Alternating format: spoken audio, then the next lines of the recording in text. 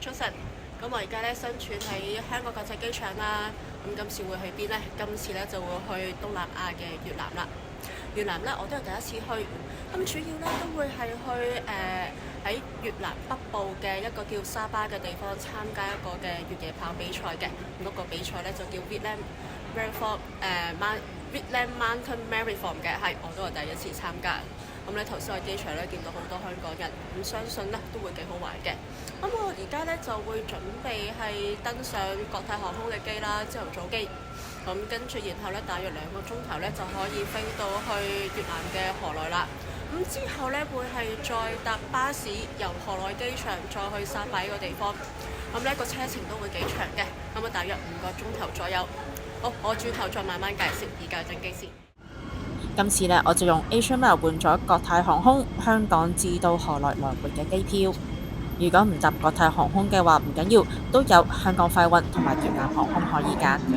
除咗我同埋同行嘅朋友之外，我喺機場都撞到幾位同樣都係去比賽嘅香港人。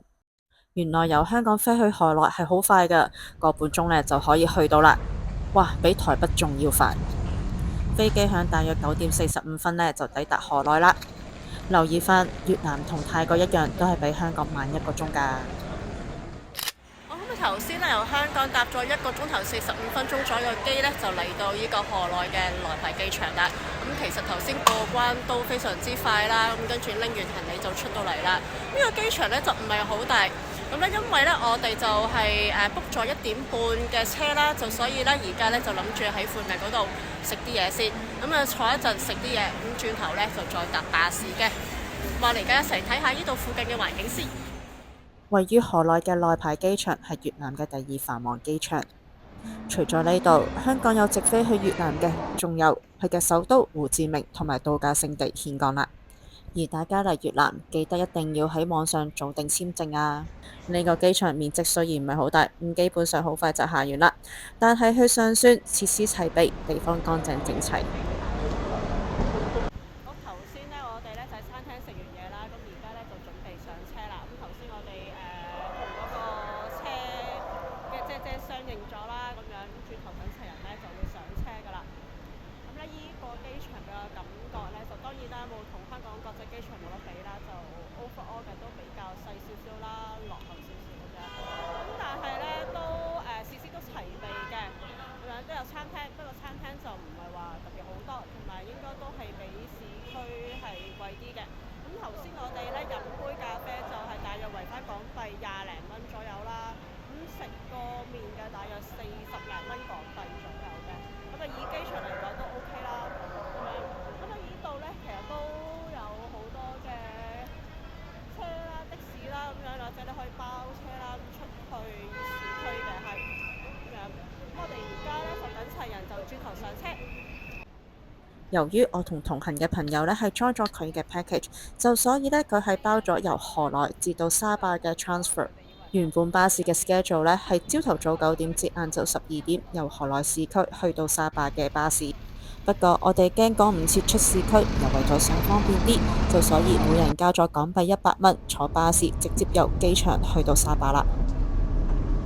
起初我仲以為係好似我喺網上睇可以躺平瞓喺度嘅 Sleeper Plus， 但原來只係普通嘅旅遊巴士啫。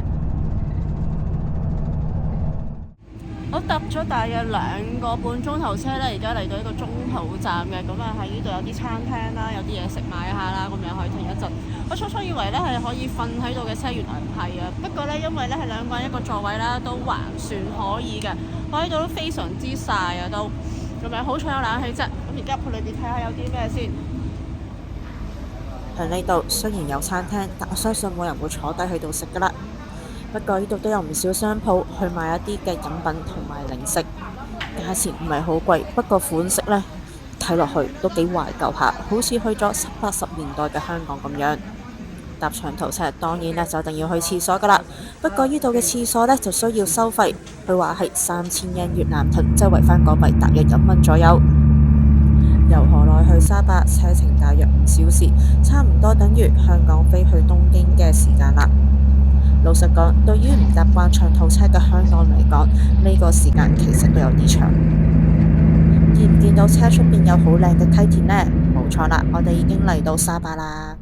不過嚟緊我哋要住嘅沙巴市係位於海拔高1600米嘅高原，就所以呢，由頭先山腳上到嚟都需要大約1個鐘頭嘅車程，可以話係由天光搭到天黑。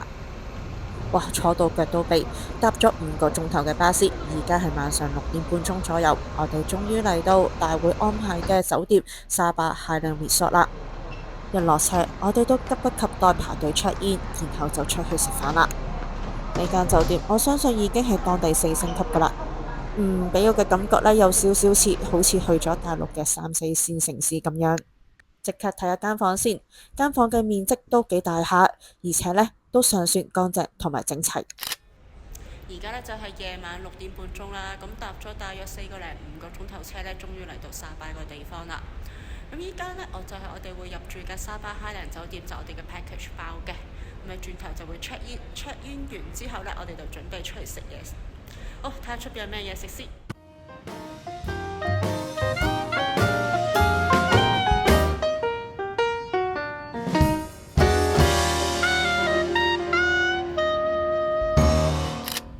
Hello， 咁呢，今日呢就係我哋第2日喺沙巴呢個地方啦。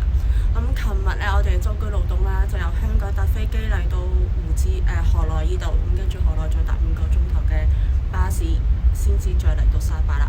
咁琴日嚟到嗰陣時呢，已經係夜晚嘅6點半鐘。咁酒店 check in 完之後，喺酒店附近嗰度嘅餐廳換咗嘢食。咁但係呢，可能呢度嘅生活比較慢少少啦。咁食餐飯都要等成1個鐘先至齊嘢。咁食完都比較夜啦。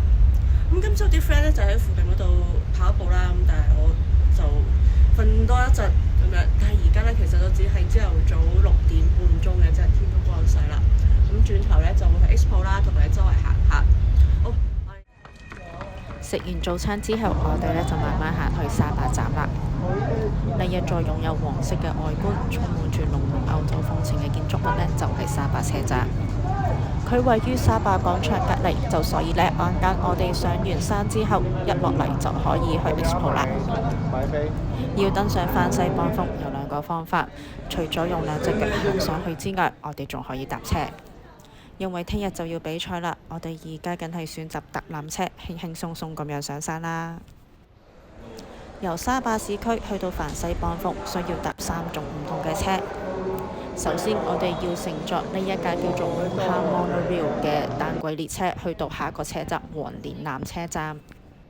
去到黃連南車站之後，再要搭 cable car 先至可以去到梵西邦站。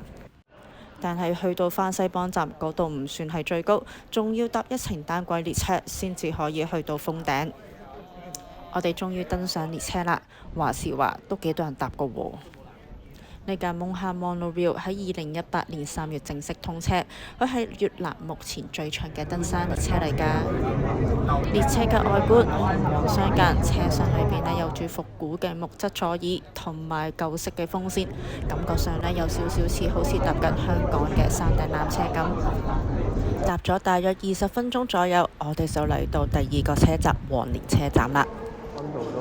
老實講，都唔使擔心蕩失路，因為要大把旅行團，只要跟住佢哋行就得啦。出到去車站之後呢，就個好靚嘅公園。呢個花園除咗種滿晒鮮花，好似宮廷一樣嘅設計之外，仲有馬可以騎。不過呢，我哋對騎馬就冇興趣啦，都係慢慢咁樣沿住斜路行上去啦。梵西邦峰 Fansipan 係位於黃連山脈。而黃連山脈係屬於喜馬拉雅山脈東南嘅末段。自從太陽世界集團投資同埋進駐咗之後，就將呢個地方翻新，變成太陽世界翻新邦峰傳奇 Sunworld Fansipan Nagan。呢度係一座集文化旅遊景點、纜車服務、遊園區同埋酒店於一體嘅高級綜合體。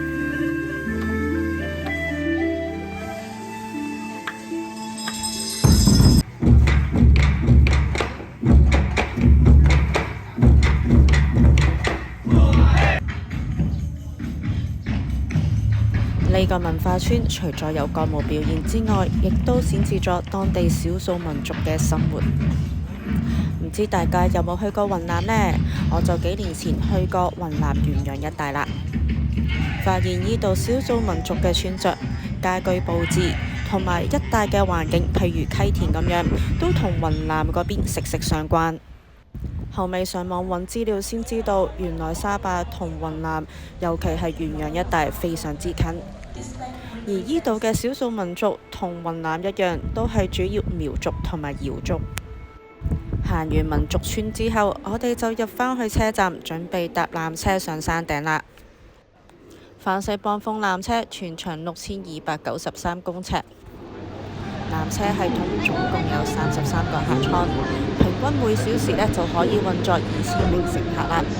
每個客艙就好似一個小型巴士咁樣，可以乘搭30至35名嘅乘客。老實講，我都俾依度先進嘅纜車系統驚豔到。大家坐定之後，我哋就開始出發啦。纜車開始行駛冇幾耐之後，山下嘅溪田慢慢映入眼簾。溪田係沙壩嘅特色景點之一，而而家係9月，開始步入秋季，層層金黃色同埋綠色嘅溪田連綿不斷，就好似一幅美麗嘅畫作。隨住列車慢慢行駛，海拔亦都越嚟越高啦，開始進入雲霧之間，有種騰雲駕霧嘅感覺。泛西邦風纜車喺2013年11月動工，2016年2月完成。呢個纜車系統打破咗2項嘅世界健力士紀錄，包括咗最長嘅3線列車同埋落差最大嘅纜車系統，佢嘅落差有成1410公尺㗎。搭咗大約20分鐘，我哋就嚟到泛西邦站啦。不過呢度海拔只有3000米啫，我哋仲未去到最高峰㗎。纜車站有餐廳，亦都有手信街，需要食嘢嘅朋友可以不妨坐低食啲嘢先繼續行。出到去纜車站之後，我哋就感受到一陣冷風吹過嚟啦。呢度海拔始終都有3000米，同沙壩市區低成差唔多有成10度左右。我哋而家就搭纜車嚟到個3000米海拔啦，轉頭就要行樓梯上到去最高嗰度。咁建議上嚟呢度帶翻件風褸就穩陣啦。呢度始終海拔比較高啲，不過始終未去到冬季，就所以羽絨相信都未必需要。大家留意翻啦，呢度並非山頂嚟㗎，我哋仲要行一段距離先至可以去到山頂。大家準備好你嘅雙腿未啊？由呢度開始需要行大約1000級嘅樓梯。睇下身後嘅風景，連綿嘅山脈，再加埋一望無際嘅雲海，感覺就好似上咗天宮咁樣。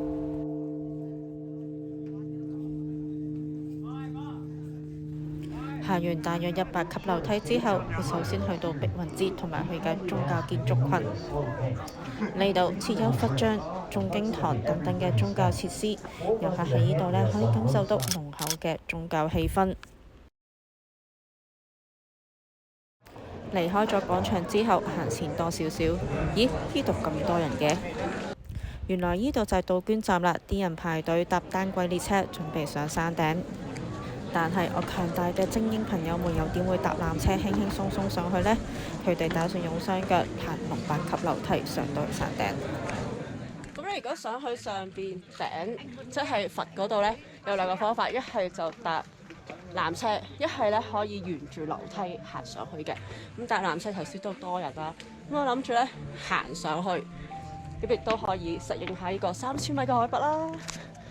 如果搭纜車嘅話，可以排隊由頭先嘅杜鵑站搭單軌列車上去，咁就可以 skip 咗啲樓梯啦。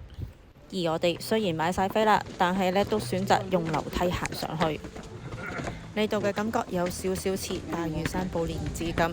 老實講，我都未行過大嶼山嘅寶蓮寺。其實呢度行起上嚟唔係好辛苦，不過就其實斜度都相當之大嘅。我想上 OK， 落就要小心啲啦。行咗幾分鐘之後，終於上到嚟啦。你睇班朋友一早已經上到嚟，幾得戚咁樣喺度等等我。依家就係我哋唔搭嘅單軌纜車啦，佢會帶你直接上到去山頂。不過大部分人都係建議搭纜車上山頂，然後就自己行樓梯落返嚟。行到上嚟之後，你會見到海拔最高同埋越南目前最大嘅釋迦牟尼青銅佛像。喺佛像下邊有個入口，可以入去裏邊參觀。裏邊呢收藏咗一粒由緬甸嘅真人贈俾越南嘅佛舍利。我哋繼續向前行，呢條路呢叫做羅漢路，沿途呢總共有18座2.5米高嘅銅製羅漢像。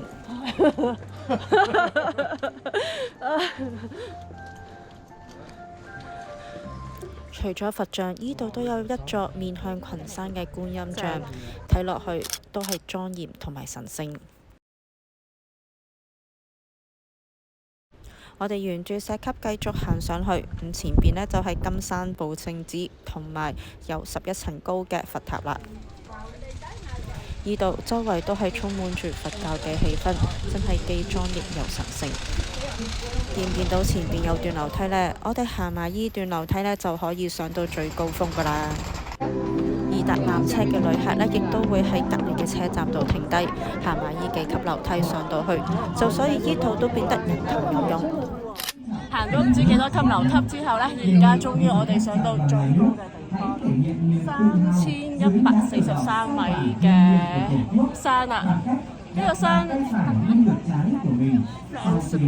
Fransabit 唔知有冇讀錯啦。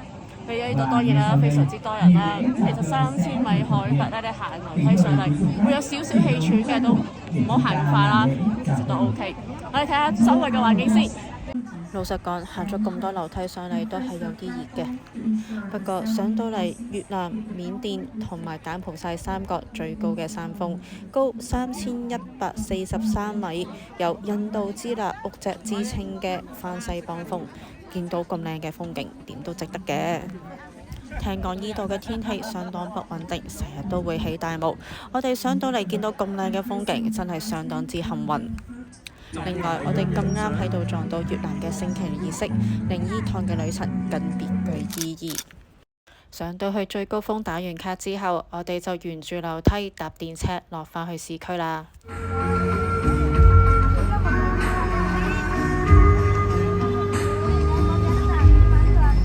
落返去沙巴站之後，我哋即刻過對面行埋個 Expo 先。我哋今次嚟越南嘅目的就係主要玩呢一個嘅 BMM 越南山地馬拉松比賽。呢場比賽嘅100公里會喺今晚嘅8點鐘正式舉行，而我玩嘅70公里組別呢，就會喺今晚凌晨3點鐘起跑㗎啦。我哋呢度大部分人都係第一次嚟越南玩比賽嘅啫，估唔到個 Expo 又搞得幾好喎。雖然地方範圍唔係好大，但都有好多嘢買。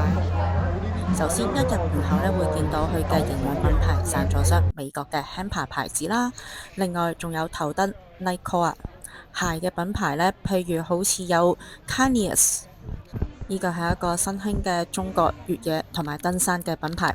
睇過佢啲用品，其實價錢都唔平啊。另外當然唔少得去拎選手包同埋號碼布啦。而 Join Package 嘅朋友呢，就冇需去到拎啦，因為喺車站呢已經拎咗。不過我眼見呢現場都唔係好多人拎嘅啫，而且呢工作人員都非常之多。我哋繼續行 Expo 先，其實呢度都幾多嘢買下，除咗係贊助商嘅專門店之外，另外都有唔少商鋪賣越野用品。而呢啲嘅越野運動用品都好緊貼潮流，全部都係最新嘅產品。另外呢，都有啲越南當地嘅牌子，質量都唔錯㗎。所以每次行 Expo 都令我大開眼界。我哋咧頭先就上完山頂啦，上完山頂之後落到嚟喺餐廳度食完嘢之後呢，咁嚟到呢個嘅 Expo 啦。咁咧啱啱我就行完一轉嘅，其實都咁個 Expo 咧，其實都 OK 嘅，我覺得尚算 OK 嘅。咁當然啦，就亦都唔可以係同譬如好似 Mountain Fuji 100嗰啲比啊。不過我覺得咧，佢做得比香港好啲添，仲咁我去 counter 其實都有好多嘢買啦。咁咧有啲有部分有 discount，其實大部分呢個價錢就覺得就同香港買又差唔多嘅，又未必需要特別喺呢度買啦。咁樣另外呢，喺度都表演，聽到後邊有音樂聲啦，咁佢個表演嘅民族表演嘅，咁其實我覺得都扮以越南嚟講都扮得唔錯啦，都咁啊就今次冇買嘢啦咁樣，因為有好多嘢喺香港都帶咗過嚟啦。咁如果真係冇帶嘢嘅朋友呢，亦都可以喺度買都可以嘅，有好多 gel 啊、帽啊嗰啲嘅衫啊，其實都有嘅。咁呢而家天氣都 OK，咁樣睇下今日咧會係今晚就凌晨3點鐘起步啦。咁而家就諗住翻去酒店嗰度執嘢，跟住就休息啦。係好，轉頭我哋再睇下有啲咩。Hello， 嗱，咁我而家咧就開始執今晚比賽嘅嘢啦。咁佢 Mandate Gear 咧就唔係好多，70公里同埋50公里基本上都一樣嘅，100公里就多少少。咁佢 Mandate Gear 咧就非常之簡單，咁就係首先啦，要後防水風褸。咁呢件防水風褸就一定要有帽嘅，係啦。咁我就用翻呢個 Patagonia 一件啦，防水風褸。咁我相信大家出去比賽都一定有㗎啦。咁跟住然後咧。頭燈啦，咁因為佢係凌晨3點鐘開始，就所以一定要有頭燈嘅，同埋足夠嘅啲。咁跟住然後咧，另外比較特別啲，帽就一定要戴嘅，係啦，咁我準備咗啦。咁跟住然後咧就係 bib 啦，咁當然 bib 啦就一定要有啦，唔使講。咁跟住然後 Sorrel blanket 啦，咁你戴 Sorrel blanket，然後就佢冇指定嘅 size 嘅。咁另外咧，仲有係急救嘅用品啦，咁啊帶繃帶或者膠布好簡單，咪就得㗎啦。咁跟住然後咧，咁自己咁當然啦，再要準備譬如好似褲啦咁樣，短褲就 OK 㗎啦。咁衫嘅話咧，短袖又得，或者背心。咁啊，因為佢驚夜晚係高山又凍啊嘛，都係帶翻呢件嘅短袖衫。咁另外嘅比較多攀升啦、鋪啦，帶咗鋪。咁跟住然後呢啲。buff 巾啦，咁樣以防萬一你可以抹汗又得，或者係箍喺頸啊嗰啲，即係凍嘅時候都可以。咁仲有就一個 pad 啦，擺細啲嘅，因為始終你都會帶多少少 gel，咁我唔帶 lip belt 啦，咁帶翻個袋，咁我就用2 lit 嘅，2 lit 咁基本上都比較夠啦，比較薄身少少，咁或者5 lit 啦，咁相信都得㗎啦，咁而唔係好多。咁當然啦，亦都係帶翻係 gel 啦，我準備咗 gel 㗎啦，咁樣，咁啊根據翻自己嘅需要去準備 gel 同埋嘢食就 OK 啦。咁今次都比較先豪少少，咁啊跟住然後執埋啲嘢，咁轉頭咧就休息一陣，我準備凌晨3點鐘咧就起步啦，就好。我參加嘅70公里組別係早上嘅3點鐘就起步啦，而100公里呢，係琴晚嘅8點鐘就已經起步，另外50公里同埋100公里就會喺晏啲嘅朝頭早起步。起步嘅氣氛呢，比我想象中熾熱，除咗路嘅兩旁有好多觀眾歡呼吶喊之外，亦都放晒煙火咁樣，氣氛非常熱鬧。令原本眼瞓嘅我都唔再眼瞓嘞。我哋嚟睇一睇條路線先。比賽嘅起點設喺沙壩廣場，首先會攀上第一座山鹹內山，然後會沿住落坡路去到 CPM2 鹹大村，最後會落到 CP1 Nocha， 然後會經過一連串嘅村莊路，包括水浸灣鏈號同埋我哋熟悉嘅旅遊觀光點貓貓村。離開咗 CP2 貓貓村之後，我哋就要打今次最大嘅大佬啦。23公里主要都係上山路段，最後呢會去到海拔大約係2270米高嘅牛山。上到去山頂之後記得打卡啊！跟住呢就開始落坡啦，會去到 CP4， 跟住就會去到 CP5 31號橋，期間會經過一啲村莊，之後呢會去到秀才村。喺呢度雖然會有啲陡峭嘅上坡路，但係沿途風景都好靚。過咗 CP7 順平之後呢，沿途都係啲陡峭嘅山路，最後會去到最尾嘅大路銀石山。落埋山之後就係我哋嘅終點 Taupo Eco Lodge 啦。我哋返嚟個比賽先，離開咗起點之後就開始上山啦。我哋而家上緊呢座山呢，係沙壩嘅後山，叫做鹹內山，海拔大約1800米。上完山之後就要開始落山啦。我頭先落山嘅時候都有啲狼狽，仲跣低過3次。因為山上濕氣重，再加埋落過雨，就所以部分路段變成爛泥路，落喺山上嚟顯得相當之跣。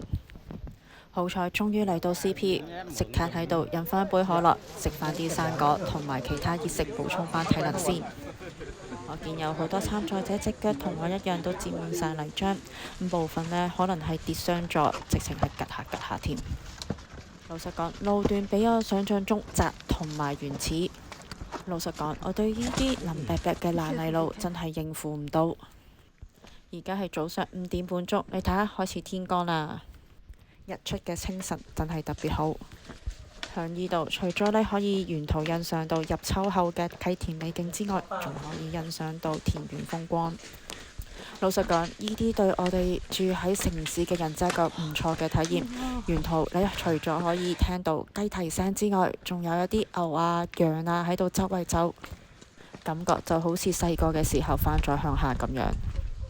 就所以我鍾意去唔同地方參加越野跑。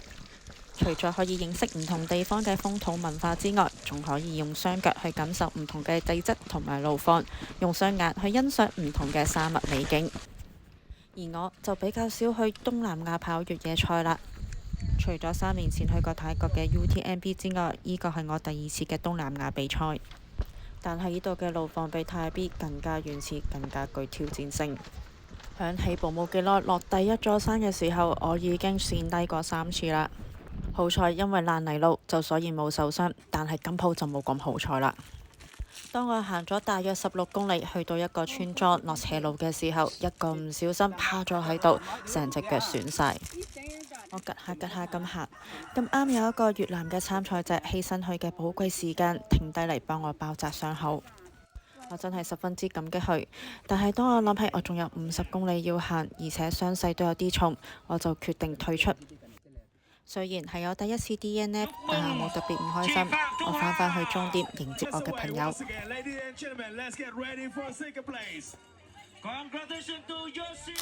我雖然完成唔到今次嘅比賽，但係大家都唔好走開住啊，因為我仲有個賽後分析同大家分享。Hello， 大家好，多謝大家收睇咩叫 Grip 頻道啊！咁頭先咧，你哋都睇咗關於越南嘅介紹啦。咁嚟越南呢度咧，咁主要都係參加 Vietnam Mountain Marathon， 我簡稱 VMM 呢個比賽嘅。咁但係好遺憾啦，咁我跑到個比賽去到大約16公里左右，咁啊因為一個唔小心就撲親，咁樣就係爆晒肝，咁樣唔能夠完成個比賽，咁啊要撤退啦。咁未能第一次真係第一次未能完成一個嘅比賽嘅啫，咁有啲遺憾，但係唔緊要嘅，咁樣保得住條命，咁下次有機會啦，咁樣再嚟玩啦，咁樣。咁咧 VMM 呢個比賽，我相信好多香港人咧都未聽過嘅，甚至乎可能越南啊或者沙巴個地方都未嚟過、未聽過咁樣樣。咁咧之後咧，我都會有少少嘅分享俾大家，咁希望咧對大家如果有機會想嚟呢度玩嘅，都有少少幫助啦，咁樣。咁咧，首先咧 VMM 呢個比賽其實喺越南都舉辦咗10幾年噶啦，都咁佢今年咧第一次成為 World Trail Major 系列賽。咁呢個 World Trail Major 系列賽同 UTMB 有少少唔同嘅，咁係同一啲嘅 local 比賽聯合搞一個系列賽。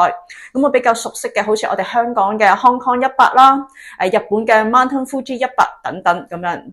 咁啊中間有好多唔同嘅比賽嘅係，咁喺全年最好成績嗰2個比賽咧，會有個排名向呢個最高成績嘅排名。咁最高嗰頭10名咧，會有一個豐富嘅獎金嘅。咁我知道嘅獎金其實都幾豐厚下嘅。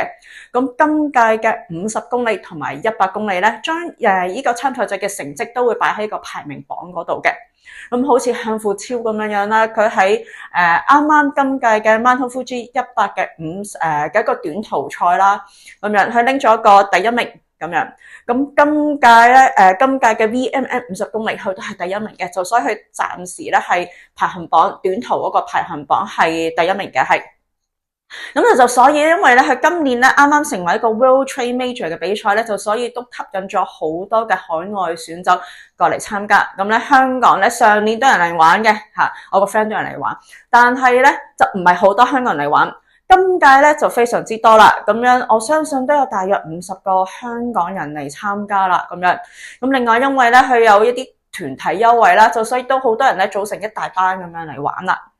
咁啦，好啦，呢個比賽啦，咁咧雖然我未能夠完成，咁但係咧我經過身邊嘅朋友啊，或者係我留意到啊，咁咧都有啲嘅資訊嘅，咁希望 Grouping 可以俾大家作為少少嘅參考。咁當然啦，呢啲只係我個人嘅見解嚟嘅啫，咁樣你可以作為一個少少嘅參考，係啦，未必係一定事實嚟嘅。好啦，首先關於個地點啦，沙巴越南沙巴個地方先。越南沙巴呢個地方啦，有啲人叫沙巴，有啲人叫沙巴啦，英文叫沙巴啦咁樣。咁咧佢係越南嘅北部嚟嘅，咁其實咧同雲南只係相隔一座山嘅，就係非常之近。咁啊，佢哋叫做絕美山城啦，咁樣佢海拔咧就係大約1500米高，其實都幾高下噶都。咁咧佢主要咧都係啲少數民族，咁同雲南一樣，都係咧喺山邊嗰度咧佈滿咗啲溪田嘅。咁啊，地勢比較高啦，咁樣佢嘅天氣咧就係有少少屬於係濕潤溫帶亞熱帶氣候咁樣，咁啊比較靠近呢個北回歸線嘅係。咁至於比賽月份咧，通常都係9月中嘅，就所以咧係開始秋季，咁天氣亦都開始比較清爽，咁樣大約係15-16度左右啦，係咁啊天氣亦都係比較乾燥少少，咁啊適合越野跑比賽嘅係。咁因為佢呢個嘅我頭先講嘅地質啦，咁樣佢係屬於係熱帶地區啦，咁跟住再加埋附近好多農田啦，咁樣嘅個關係，就所以咧佢嘅路況係相對嚟講比較原始，係比較原始啲。咁咧同埋咧好多陣時嘅比賽咧都會個賽道都會穿梭喺呢啲溪田之間咁樣。咁咧我聽一啲 friend 講咧，你一啲嘅比賽路段喺人哋嘅溪田嗰度即係個田地嗰度穿過啊，未必有正確嘅路線嘅，係啦冇錯，溪田穿過嘅，咁亦都會穿過一啲嘅當地嘅好多嘅村莊咁樣啦，咁樣你可以喺旅途比賽嘅途中體驗到好多嘅當地嘅鄉土文化。可能喺賽道期間咧，你會見到好多雞啊、牛啊、羊啊咁樣經過咁樣，係啦，因為我哋啲城市人咧就好少去啲村莊，特別比較落後啊，咁你可以體驗到當地嘅文化啦，甚至乎咧可以見到比賽嘅途中見到一啲窮到冇衫着嘅小朋友周圍跑咁樣，係啦。咁咧，就算佢嘅賽道咧，就算我哋比較香港人比較少接觸啊，你比較會係一啲比較 raw 少少啦。佢嘅路況嘅好多陣時都係一啲軟泥路，再加埋咧，因為嗰度咧佢係熱帶地區啦，通常比較濕潤少少，再加埋農田嘅隔離啊，所以咧佢會係一啲類似爛泥咁樣，爛泥係啦，跟住然後路亦都比較窄啦，可能喺啲田之間經過啦，比較窄少少，就所以咧需要小心啲係啦。咁咧因為佢有啲山咧山勢嚟而起啊，就所以亦都咧可能係上山同埋落山比較斜嘅，都其實幾考技巧性嘅都。咁至於村莊與村莊之間咧，就啲石屎路係啦，石屎嘅硬路，咁有少少似香港。不過咧，我聽佢哋講咧，話嗰啲石屎路咧，比香港嘅地更加硬少少，再加埋啲碎石啦，好似我咁樣一個唔小心落山落斜路嘅時候，唔小心撲親咧，就真係都幾傷下嘅都。係啦，再加埋咧，有陣時有啲嘅斜路嘅坡度幾大下，咁咧我聽啲 friend 講咧，佢哋喺尾段嘅時候，一上山咧就即係四頭啊嗰啲就抽晒筋，咁呢個都要留意翻啦。因為呢啲路況可能喺香港都比較難練啲嘅，係咁啊需要真係要落山啊上山啊都要小心啲。係啦，咁跟住然後咧50公里，佢嘅最大特色啦，50公里、70公里同埋100公里咧，都會上一座最高嘅山叫做洞波。咁佢呢座山咧就當然唔係越南最高啦，咁但係咧亦都係成個賽段最高峰嘅，就係大約2300米海拔嘅。咁你喺山上邊嘅天氣好嘅時候，你可以見到雲海啊，同埋附近嘅溪田啦，甚至乎去越南最高嘅山番西邦峰咁樣，就所以咧呢個咧亦都係成個比賽一段特色嚟嘅。咁你去上到山上邊咧，你會見到好多嘅攝影師喺度幫你影相，所以唔使驚係冇相片嘅，係啦。咁呢啲咧全部都係我個 friend 嘅經驗話俾我聽嘅。好啦，咁至於比賽嘅 checkpoint 同埋嘢食啦。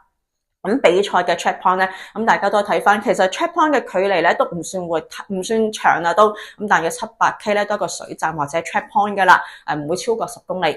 咁至於咧，佢每個 checkpoint 嘅嘢食咧都 OK 豐富嘅，適合我哋香港人嘅口味啦。佢會有生果、有 nuts、有麵包。咁好似70公里咧，亦都有4個 checkpoint， 有4個 checkpoint 有熱食緊，熱食可能有粥啊、有麵啊咁樣。咁佢都俾埋碗筷你嘅，碗筷杯俾你嘅，你唔需要好似其他比賽，好似香港啲比賽咁樣，你要自備杯啊、碗啊嗰啲，唔需要嘅，佢會俾埋你嘅，係。咁跟住然後咧，佢係大會，佢係 Hammer 啦，今年佢係 Hammer 啦。咁咁相信大家都識呢個嘅美國品牌啦，咁香港都有得買嘅。咁佢係有供應一啲嘅能量飲品咁樣係啦，咁都唔錯嘅，都唔係汽水啦咁樣呢啲。咁至於 Checkpoint 嘅 service， 我覺得係即係我雖然唔係經過，我雖然經過咗2個嘅啫，2個之後撤咗啦，但係我覺得佢嘅 service 都 OK， 咁同埋人手都好足嘅，都好熱情。我聽啲 friend 講，我去到水站基本上即刻有人撲過嚟話幫佢斟水啊嗰啲，就算 service OK 㗎，我覺得係。好啦，咁至於 drop back 啦，咁 drop back 咧70公里咁起步啦，至到終點啦，咁中間冇嘅，咁但係100咧就去係有3個。咁除咗起點去到終點之外啦，其中去到50公里嘅 CP2 同埋去到70公里嘅 CP4 都會有個 drop back 嘅係。咁如果係跑長途嘅朋友又想做到好成績咧，咁佢可以咧係唔需要拎咁多嘢起身啦。咁我覺得呢個 service 係幾好嘅，因為好似你100公里去香港咁樣啦，有好多陣時都未必有 drop back 啦，甚至乎得1個咁樣，一個有成2個之多咁樣，甚至乎你拎條 belt 其實都可以跑到全程添啊，係。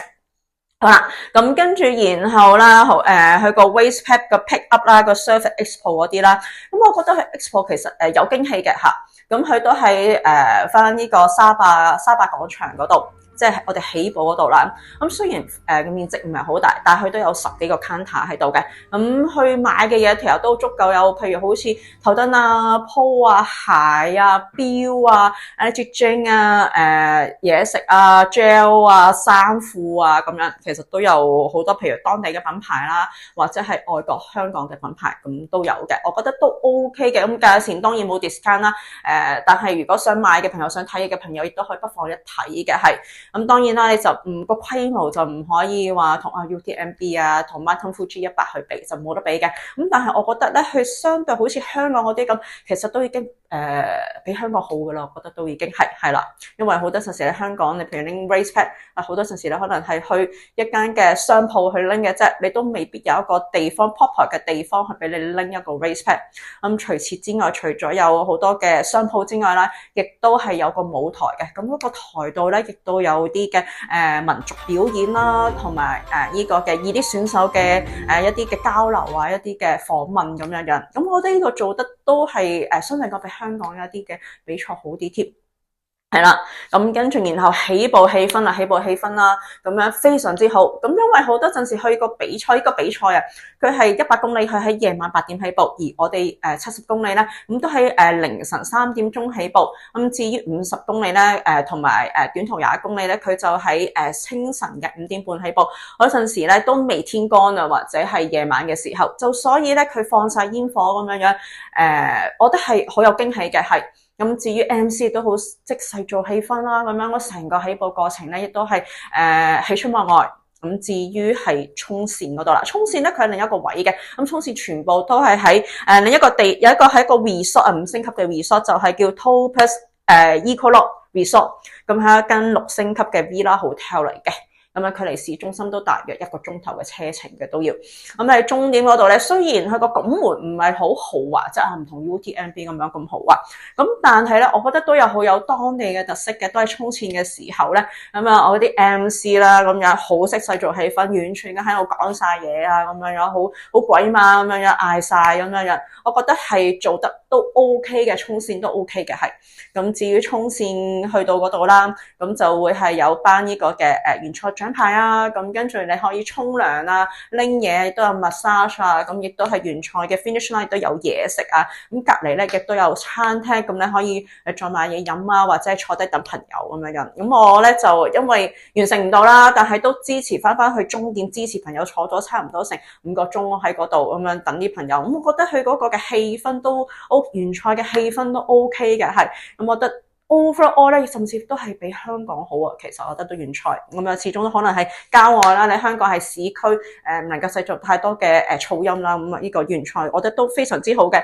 咁你當你衝完線之後咧，你可以沖埋涼拎埋嘅。咁仲佢都有一個 shuttle 係啦，咁但係會一個連埋㗎啦，比賽費係個 shuttle 由呢個 finishing line 車翻你去沙壩嘅市區嗰度，1個鐘頭車程嘅都咁樣去嗰個車咧都幾密下嘅。我覺得呢個係比Mountain Fuji 100更加好。咁點解咧？因為 Mountain Fuji 100咧對上嗰次，我夜晚凌晨係啦，咁佢完賽嘅時候咧係冇車嘅。要你凍住咁樣嘅，係凍住咁樣等到第二天嘅清晨5、6點先至有車，咁冇可能噶嘛，係咪先？咁樣你其實大部分人都係你嗰啲時間完成，你就需要安排車去車翻啲玩完之後好攰嘅選手翻去市區，呢個係一定要噶，我覺得係啦。咁我覺得呢個成個體驗都唔錯嚇。好啦，咁至於咧係嗰個報名費啦，報名費啦。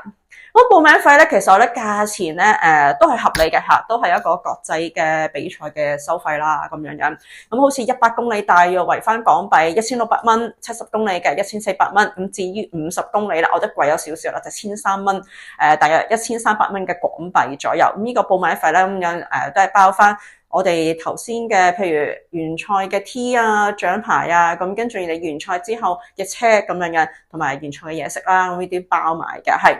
咁咧，呢一個佢會有個 early bird discount 9折嘅，冇記錯，同埋有個 group discount。咁如果咧係10人至到49個人，咁你有95折優惠嘅。咁咁啱啦，因為咗一個 discount 啦，咁我哋組咗一班人啦，同埋 early bird 就所以咧相對嚟講都 OK 嘅，都抵嘅係。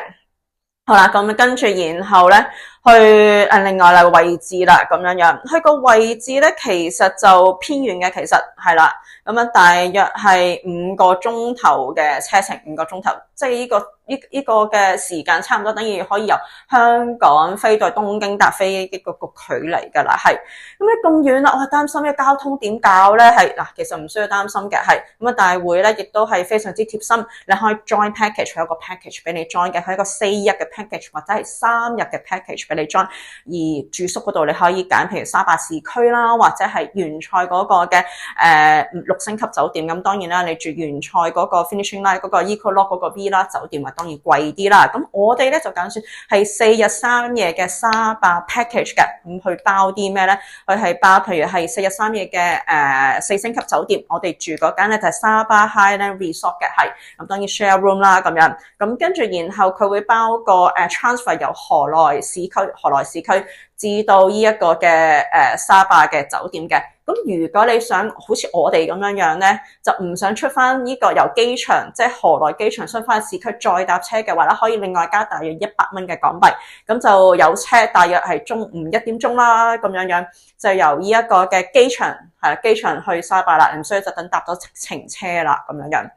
係啦，咁跟住然後咧，仲有個譬如早餐同埋一餐嘅晚餐嘅，係呢個成個 package 啦。咁收費嘅就係嗰4日嘅話，就係為翻港幣1500蚊。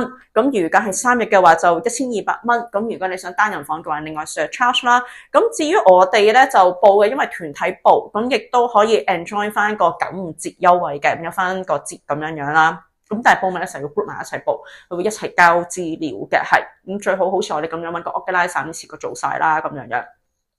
咁但係你話我唔 join package 得唔得咧？咁當然都可以啦。事後我發覺亦都係有我問翻啲香港嘅朋友啦，其實係可以嘅，係因為咧，如果你唔 join package 嘅話，分分鐘仲平啲同埋 flexible 啲添。咁如果你話我唔 join package 可以點搞咧？咁其實都好簡單嘅，就後尾發覺好簡單，就係咧，如果係你由呢個河內市區去沙巴嘅地方咧，其實咧佢係有你可以搭火車 OK， 或者係搭呢個巴士嘅，係一隻巴士好特別，係。我都一定要睇你咁下，係叫做一個，等我睇下先，係叫做 sleeper bus，OK。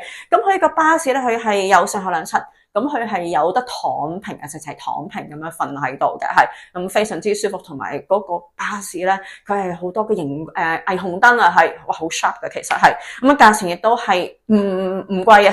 咁我上 Klook 嗰度 check 過 ，Klook 嗰度咧都係單程。圍翻港幣90蚊啫，單程90蚊啦，非常之抵。咁啊坐嘅都係坐5個鐘頭。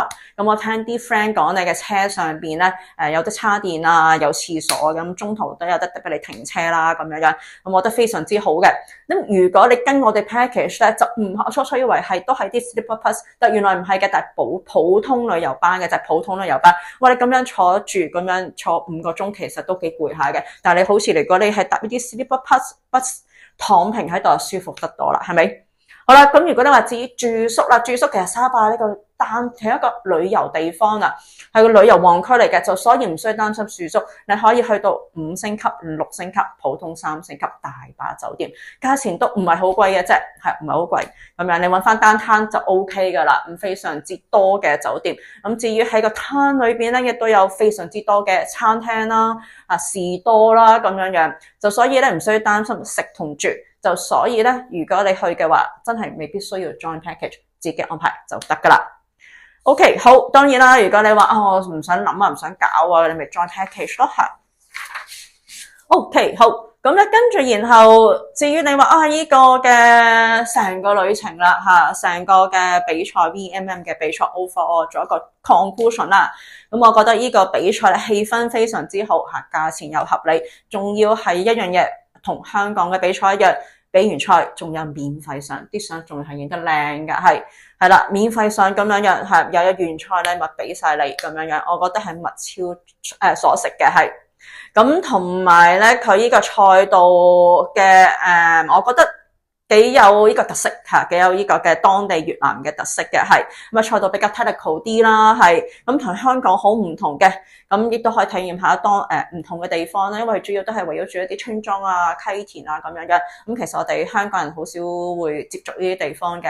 咁啊，所以咧特別嘅體驗同埋咧賽道咧最有特色嘅就係會上到一個嘅洞邦嘅山頂，呢個山頂咧就係海拔2400米嘅，咁咧佢喺嗰度咧一覽無遺呢個越南附近嘅景色，咁同埋嗰度咧一定會有攝影師同你影張靚相嘅，係啦。咁都有唔好啦，唔好嘅就係車程比較遠啲啦，搭5個鐘頭車啦。咁有個 friend 話唔想再嚟啦，搭5個鐘頭車真係好嘥時間，見仁見智啦。咁喺我嘅角度嚟講咧，咁就算你去其他地方玩，譬如你去大陸嗰啲地方玩咧，咁其實人哋嗰啲地方真係地大物博啊。咁你由一個地方去另一個地方，其實真係都需要可能搭個比較長途少少嘅車咁樣。雖然5個鐘頭長，但我覺得都對我嚟講 OK 啦。其實都係啦，最緊要就係坐舒服就 OK 噶啦，係啦。咁跟住然後再加埋嘅咁樣，我覺得呢個越南嘅地方咧，因為佢使費比較平啦，係咁好似我咁樣咁我啲 friend 佢買呢個香港快運。佢有陣時做緊特價，早買啦做特價，佢連埋張來回機票，連埋稅，連埋一件行李，講緊都係圍翻1500蚊港幣。咁好似我咁樣啦，我有幾個朋友嘅都係用翻呢個嘅 H Mile 去 redeem 翻張機票，咪就係俾稅都係800幾蚊咁樣，咁好抵啦。咁至於住宿嘅話，住宿頭先講咗嘅自己搞嘅話，咁過去程回程個班車都係講緊係幾廿蚊。咁至於酒店嘅，其實300-400蚊已經住得好好噶啦。咁食嘢嘅話更加平啦，唔貴嘅，平過而家大陸係啦。咁食餐飯其實都係圍翻50-60蚊港幣，已經食咗好多嘢，一大晚食咗好多嘢噶啦，已經係。就所以咧，越南其實分分鐘玩比賽玩呢個比賽仲平過你翻大陸去喎。喺大陸玩嗰啲 UT 嗰邊嗰個使費啊、交通費分仲平仲抵。就所以咧，我覺得呢個比賽咧真係不妨嚟玩下。咁當然啦，事前啦，你要對呢啲咁嘅泥漿路可能要少少嘅心理準備啦，或者一啲斜嘅落斜啊，咁樣都有少少做咗一啲準備功夫啦。Overall 嘅，我覺得一個唔錯嘅體驗。咁我亦都係suggest俾大家去玩嘅，係咁今年嘅第一屆 World Trail Major 亦都係好多見到好多人完成啦，比較渣少少完成唔到，但係唔緊要，下次有機會嘅話再嚟嘅，有機會啦咁樣。你都可以都係我見到啲朋友係拍咗啲 YouTube 嘅，咁不妨亦都可以留意翻啦，有興趣嘅留意翻佢哋嘅 YouTube 啦，咁樣介紹翻呢個嘅比賽，咁亦都係我啲朋友都有一個唔錯，即係非常之好嘅成績都有，係啦，咁樣亦都係好多中國選手啊、外籍選手啊。咁樣越南人其實都幾好嘅，其實你同泰國人都真係幾好嘅，係好似我咁樣撲親真係撲親流晒血，即刻有個越南嘅當地參賽者走上嚟同我浪費去，即係犧牲咗佢嗰個嘅比賽時間，同我慢慢消毒包紮所有嘢，係啦，都好好嘅係。咁但係我唯一覺得有樣嘢唔好就係佢哋出貓。係啦，咁咧就係點解咁樣講咧？咁話說咧，佢係一啲村莊中間咪啲平路、石屎平路嘅。咁我啲 friend 咧都同我講，佢話喺嗰啲石屎平路咧會有啲村民司機咁樣會兜售你去中間搭車經過，咁唔係好長，可能2-3 K。係啦，咁亦都佢哋拍咗啲片啦，就證明又真係有啲發生過呢啲嘢嘅。咁可能呢啲係佢哋嘅文化啦，咁樣。咁但係我覺得呢啲嘢唔要得嘅。咁點解？因為始終個比賽嘛，個比賽規則就係要你行用雙腳去行，唔係要你搭車啊嘛，係咪先？咁你如果係成為一個國際嘅比賽咧，我覺得呢啲嘢咧就要係執行翻啦，佢可能真係要加翻啲時間啊，或者啲 penalty 啦。係啦，咁同埋一啲風氣我都唔應該坐上啦，係咪先？咁比賽係要公平嘅，即係你唔得嘅，好似我咁樣完成唔到嘅，咁咪撤咯，係咪？好，咁啊，今次大約介紹咁多，咁之後咧完咗呢個比賽啦，咁樣樣，咁但係我都會繼續去其他越南其他地方玩。話實我第一次去越南，我之前未去過越南嘅，係啦，第一次去，咁我都去喺越南嘅北部其他地方玩。咁但係我啲朋友咧就因為佢哋趕住翻工啦，咁樣就玩完個 package 之後，後來住一晚佢就離開。我會繼續玩，咁啊繼續留意翻 Maggie Group 嘅頻道，咁我會再介紹越南嘅唔同地方，雖然個比賽完成唔到。好，繼續收睇，下一集再見，拜拜。